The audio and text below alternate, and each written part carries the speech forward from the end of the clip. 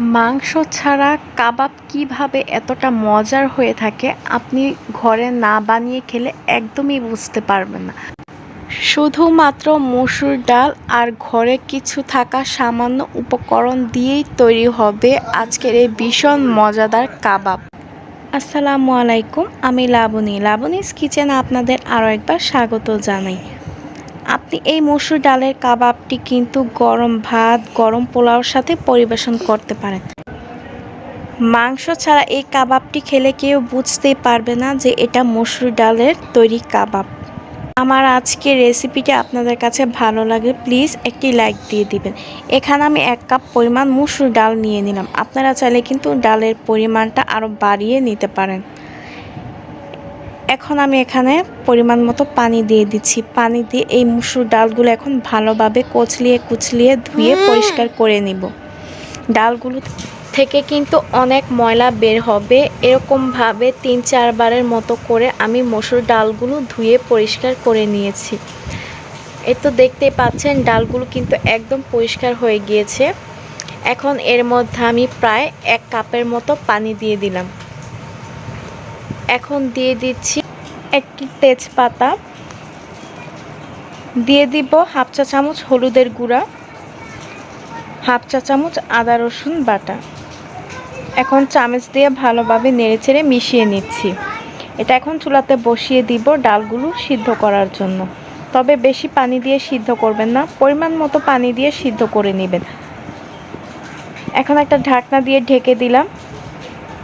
তো প্রায় 10 মিনিট পর আমি আবার ফিরে আসলাম। ডালগুলো একটু নেড়ে চেড়ে দিচ্ছি। দেখুন ডালগুলো কিন্তু সিদ্ধ হয়ে গিয়েছে আর পানিটাও কিন্তু অনেকটা শুকিয়ে গিয়েছে।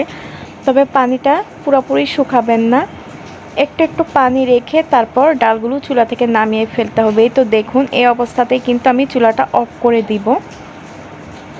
চুলাটা অফ করার পর তারপর আমি ডালগুলো একটা ফ্যানের নিচে রেখে দিব যেন ঠান্ডা হয়ে যায়।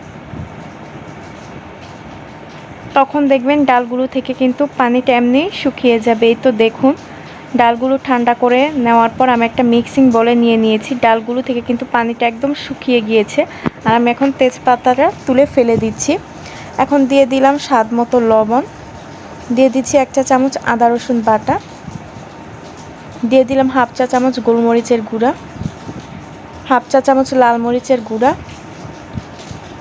1/4 টিস্পুন ভাজা জিরার গুঁড়া, 1/4 টিস্পুন গরম মশলার গুঁড়া। এখন দিয়ে দিলাম 1 কাপ পেঁয়াজ কুচি। আপনারা চাইলে কিন্তু এখানে পেঁয়াজ বেরেস্তা দিতে পারেন। দিয়ে দিলাম 1 টেবিল চামচ কাঁচামরিচ কুচি, 2 টেবিল চামচ ধনিয়া পাতা কুচি, 1 টেবিল চামচ সয়া সস। এখন সবগুলো উপকরণ হাত দিয়ে ভালোভাবে মিশিয়ে নিব। এখানে পেঁয়াজ বেরেস্তাটা দিলেও কিন্তু অনেক ভালো লাগবে, তবে সেটা আপনাদের ইচ্ছা। দিয়ে দিলাম 1 চা চামচ ঘি। ঘিটা দেওয়ার কারণে কিন্তু সুন্দর একটা ফ্লেভার আসবে কাবাব থেকে। এখন একটা ডিম এখানে ফেটিয়ে দিয়ে দিচ্ছি। দিয়ে দিলাম আমি হাফ কাপের মতো ব্রেড ক্রাম্বস। আপনারা চাইলে এর পরিবর্তে বিস্কিটের গুঁড়োও দিতে পারেন। এখন হাত দিয়ে ভালোভাবে মিশিয়ে নিচ্ছি। মিশিয়ে নেওয়া আমার হয়ে গিয়েছে। এখন হাতে একটু তেল মেখে নিলাম যেন কাবাবগুলো সুন্দর মতো বানানো যায়। এখন হাতে কিছুটা ডালের মিশ্রণ নিয়ে নিলাম। এখন একটু গোল গোল করে নিচ্ছি, তারপর একটু চ্যাপটা করে তারপর কাবাবগুলো বানিয়ে নিব। হাত দিয়ে 4-5টা চ্যাপটা করে নিয়েছি, তো দেখতেই পাচ্ছেন। সবগুলো কাবাব কিন্তু আমি একইভাবে বানিয়ে নিয়েছি। তো চুলাতে আগে থেকে একটা কড়াই বসিয়ে দিয়েছি তেল দিয়ে। তো তেলটা গরম হয়ে যাওয়ার পর এখন আমি ডুবো তেলে ছেড়ে দিচ্ছি কাবাবগুলো একে একে। চুলার আঁচটা কিন্তু মাঝারিতে রেখে কাবাবগুলো ভেজে নিতে হবে। তবে কাবাবগুলো বেশি ভাজার প্রয়োজন নেই, যেহেতু ডালগুলো আগে থেকে সিদ্ধ করা আছে। একটু ব্রাউন কালার করে ভেজে নিলেই হবে। এখন আমি এপাশ ভাজা হয়ে যাওয়ার পর উল্টে দিচ্ছি অপর পাশটা ভাজার জন্য।